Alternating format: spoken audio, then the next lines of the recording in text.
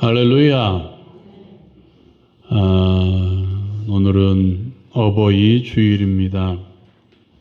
주께서 이 시간에도 우리 모두에게 하나님의 말씀으로 은혜 주시기를 주님의 이름으로 축원드립니다. 여러분, 고려장이라는 말 들어보셨죠? 예. 늙은 어머니를, 부모님들을 봉양할 수 없어서 예전에 지게를 지고 깊은 산골에다 두고 오는, 이게 실제적으로 있었는지 없었는지는 모르겠습니다만 그런 얘기가 흘러내려오고 있습니다. 그런데 실제로 현대에 그런 일들이 조금씩 일어나고 있다고 합니다. 어떤 노부부가 있었습니다. 이 노부부에는 두 딸이 있었습니다. 은퇴를 하고 이제 두 딸을 캐나다로 이민 보낸 후에 영주권을 얻는 일이 있었습니다. 이 두 딸이 제안합니다. 우리와 함께 살자고, 캐나다에 와서 함께 살자고 제안합니다. 두 딸의 제안에 이 두 부부는 자신들의 모든 재산을 다 정리해 놓습니다. 특별히 큰딸은 이 부부를 자신들이 모실 거라고 말하고 함께 살 집을 얻겠다는 목적으로 먼저 이 부부의 재산을 다 받아갑니다. 이제 시간이 되어서 이 부부는 큰딸의 집으로 찾아갔지만 집이 비어 있었습니다. 행적을 감추어 버렸습니다. 작은 딸이 있었겠죠. 작은 딸 또한 자신은 책임이 없다고 부부를 모시지 않겠다고 합니다. 어떻게 됐겠습니까? 이 두 분은 재산을 다 팔아넘기고 캐나다라는 낯선 땅에서 이제 미아 아닌 국제 미아가 돼버린 것입니다. 이들은 낯선 곳에서 요즘으로 말하면 우리 어르신들이 폐지 주어서 자신의 삶을 영위하듯이 이 두 부도 그렇게 했습니다. 그리고 한인교회 도움으로 쪽방을 하나 구해서 거기서 끼니를 때우며 살고 있다는 것입니다. 문제는 이런 일들이 빈번하게 지금 일어나고 있습니다. 오늘은 어버이 주일입니다. 예전이나 지금이나 똑같은 것이 하나 있습니다. 우리가 흔히 말하는 내리사랑이라는 것입니다. 위로 부모를 더 공경하고 사랑해야 되는데 어떻게 합니까? 아래로 자녀들을 더 챙기고 자녀들을 더 사랑하는 내리사랑. 지금 현재 제 위치가 딱 그런 위치입니다. 위로 부모를 모시고 있고 아래로 자녀가 있는 딱 그 위치. 근데 저를 가만히 돌아다보면 그런 것 같아요. 위로 부모님을 안 사랑하는 게 아니지만 사랑한다고 하고 공경한다고 하지만 이 제 머릿속에는 부모님과 자녀의 생각하는 비율을 따지면 자녀들을 더 많이 생각하고 하다못해 물질 또한 자녀들을 더 위해서 사용하는 것이 제가 보는 제 현실입니다. 그러나 성경 말씀을 보면, 특별히 십계명을 보면 내 부모를 공경하라 라는 말씀이 가장 먼저 나옵니다. 자녀들을 사랑하라 라는 말씀도 있겠지만 가장 많이 나오는 것은 부모를 공경하라 라는 말입니다. 왜 그랬겠습니까? 하나님께서는 이 부모를 공경하는 법을 통해서 부모를 존경하고 부모를 사랑하며 부모를 섬기는 방법을 통해서 누구를? 하나님을 섬기는 것을 배우게 하기 위해서입니다. 부모를 사랑하는 것을 통해서 하나님을 사랑하는 법을 배우게 하고 하나님께 예배하는 법을 깨달을 수가 있게 하기 위해서 부모를 공경하라라고 말씀하셨던 것입니다. 사랑하는 여러분, 부모로서 내가 대접받고 내가 섬김을 받기 위해서 자녀들을 가르치기보다는 나를 섬기는 것을 통해서, 나를 봉양하는 것을 통해서 누구를? 하나님을 섬기는 것을 우리는 가르쳐 주어야 됩니다. 이것은 명령입니다. 이것은 하나님의 명령입니다. 오늘 말씀에서는 압살롬이라는 다윗의 세 번째 아들입니다. 압살롬의 죽음을 대하는 다윗의 태도를 말씀하고 있습니다. 압살롬은 특별한 아들이었습니다. 자신의 아들 중에서 제일 똑똑하고 제일 잘생긴 아들, 그리고 제일 지략이 뛰어나고 제일 용기 있는 아들, 이 아들이 바로 압살롬이었습니다. 그래서 다윗은 다른 어떤 아들보다도 눈여겨보았던 그런 아들이었습니다. 근데 문제는 이 똑똑한 아들이 겸손하지 못했다는 것입니다. 겸손하지 못하면 반드시 올라오는 게 뭔가요? 교만입니다. 교만을 채우기 위해서 압살롬이 한 것은 무엇이냐면 자신이 왕이 되고자 합니다. 그 당시에는 장자가 이어받았잖아요. 압살롬은 세 번째 아들이었습니다. 그래서 왕위를 개설할 만한 자격이 없었던 사람이었습니다. 그렇다면 왕이 되려고 하면 어떻게 해야 되겠습니까? 지금 있는 왕을 몰아내야 되든지 아니면 자신의 앞에 있는 사람들을 다 죽여야 합니다. 그죠? 첫째 아들, 둘째 아들, 왕이 될 만한 사람들을 다 몰아내든지 죽여야 합니다. 압살롬이 택한 방법은 자신의 아버지인 다윗을 몰아내는 것이었습니다. 그는 왕이 되기 위해서 군사를 훈련합니다. 또 백성들을 이간질합니다. 누구와? 다윗과 백성들을 이간질해서 다윗의 이름이 떨어지게, 다윗의 명성이 떨어지게 하는 것이었습니다. 그 뒤로 아버지와 아들이 싸웁니다. 아들의 반란으로 시작된 불행한 싸움이죠. 그렇죠? 아버지와 아들이 싸운다고 생각해 보십시오. 얼마나 불행한 일입니까? 결국 압살롬은 패배하고 압살롬은 다윗의 군대 장관이었던 요압의 손에 의해 죽임을 당합니다. 오늘 저와 여러분이 읽었던 이 말씀은 전쟁의 소식을 듣는 그런 장면입니다. 다윗은 전쟁의 승리의 소식을 들었습니다. 그런데 이 소식이 반가운 것이 아니라 압살롬의 소식이 더 궁금했습니다. 압살롬의 소식을 들은 다윗은 통곡하며 아들을 부릅니다. 오늘 저와 여러분이 읽었던 33절이 그 말씀입니다. 내 아들 압살롬아, 내 아들 압살롬아, 차라리 내가 너를 대신하여 죽었더라면 압살롬 내 아들아 하고 통곡하며 울었다는 것입니다. 이러한 모습을 통해서 우리는 다윗의 모습을 조금이나마 엿볼 수 있습니다.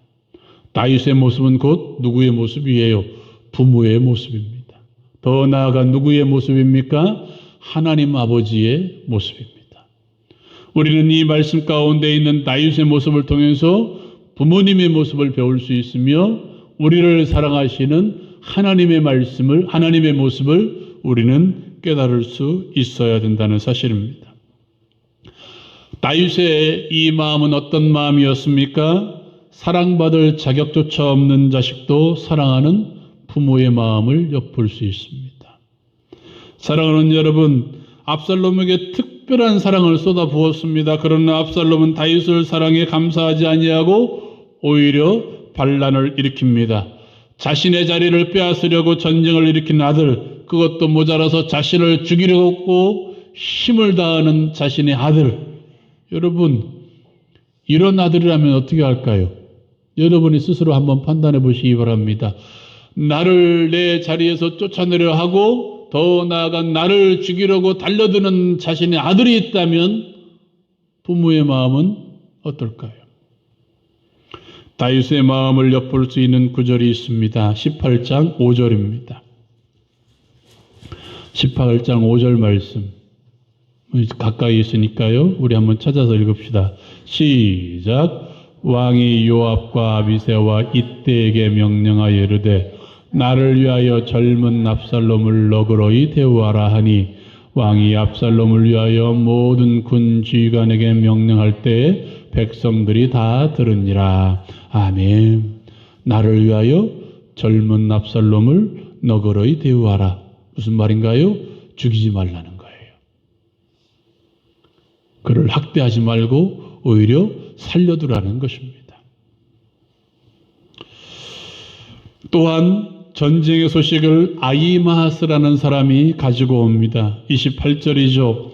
그런데 그 전쟁의 소식을 들은 이 다윗이 처음 물었던 게 무엇입니까? 29절 말씀에 보니까 왕이 이르되 젊은 압살롬은 잘 있느냐?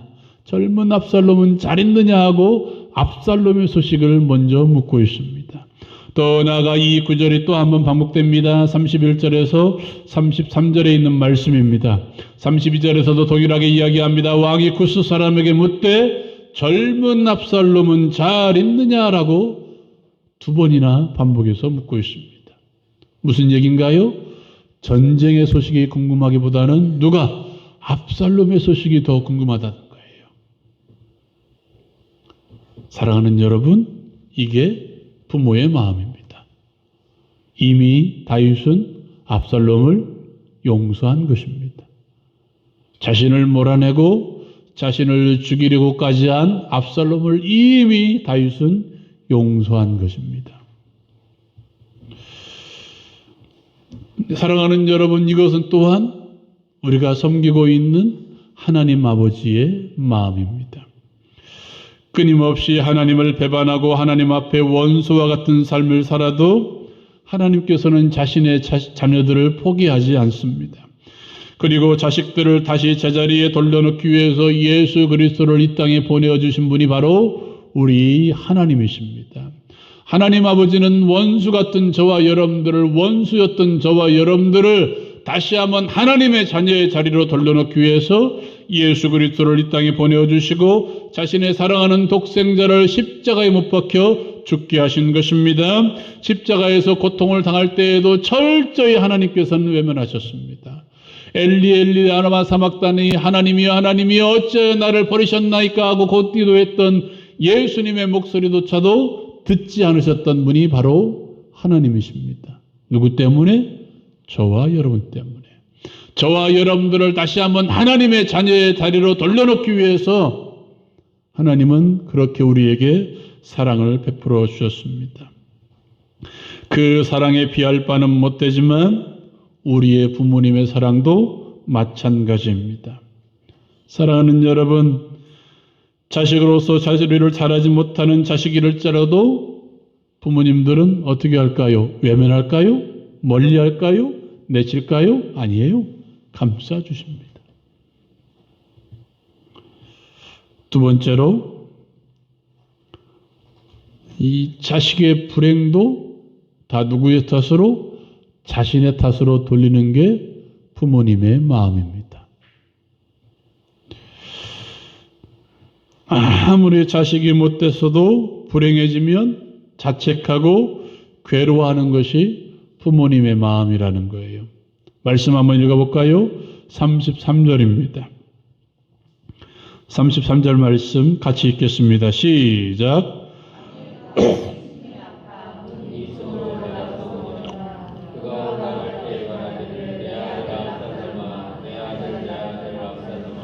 차라리 내가 너를 대신하여 죽었다면 압살롬 내 아들아 하였더라. 아멘.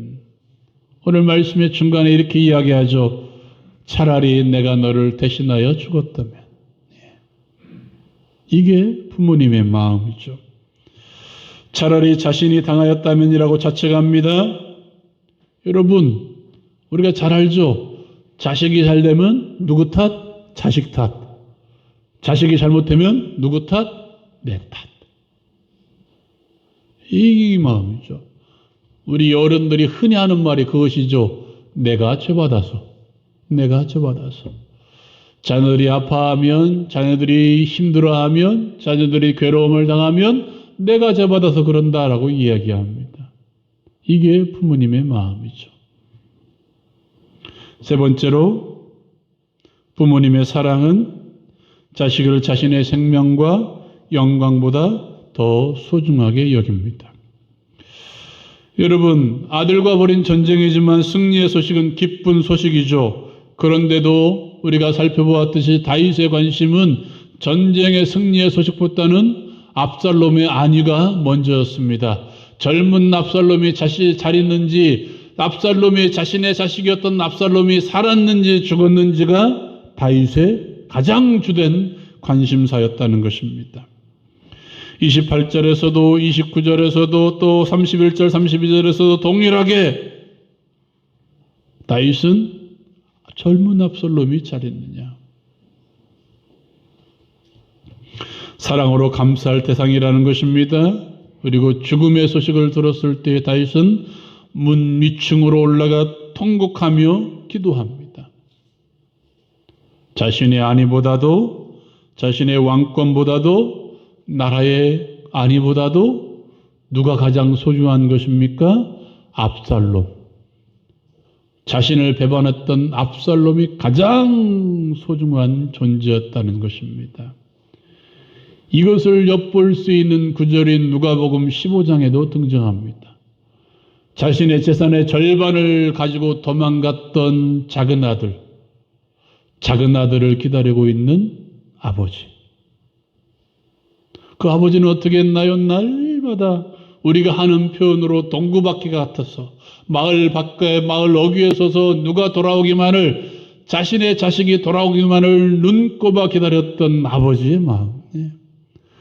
이 다윗의 마음이 동일한 마음이라는 거예요. 차라리 내가 너를 대신하여 죽었더라면.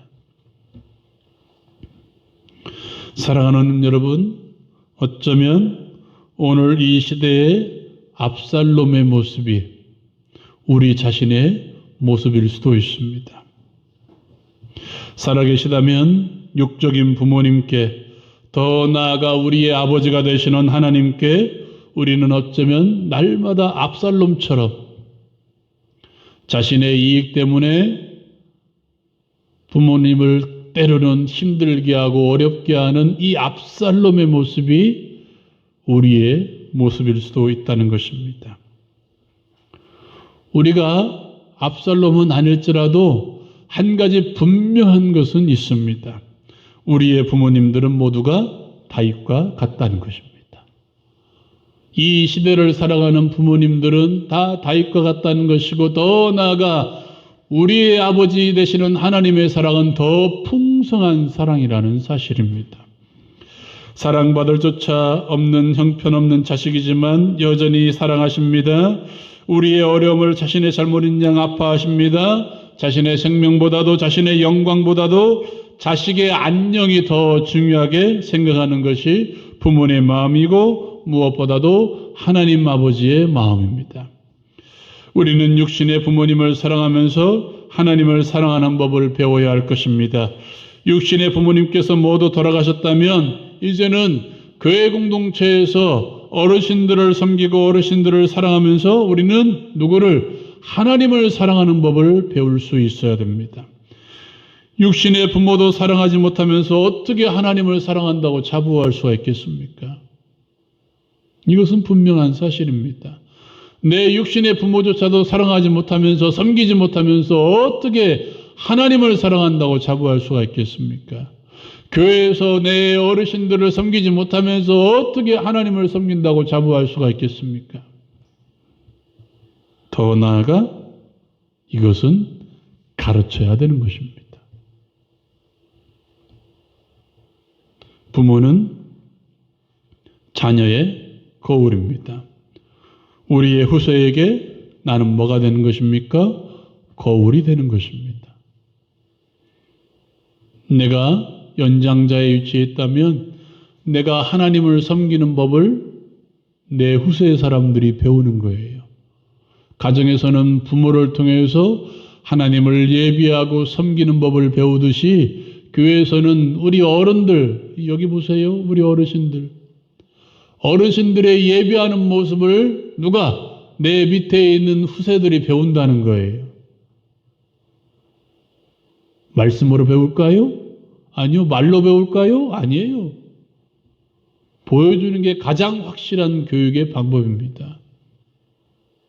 그러니까요, 똑바로들 예배하십시오. 똑바로들.